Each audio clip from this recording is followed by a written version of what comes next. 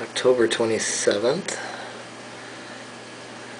Our fence, as you can see, got damaged with the windstorms, and yesterday I guess the path of the tornado went pretty much right over our house.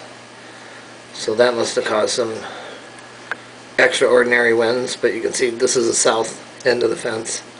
The whole thing is just not attached to the ground anymore.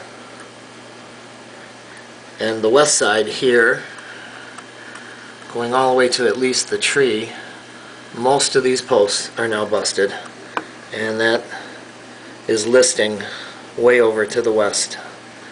So one good gust of wind and that thing's just going to come right down.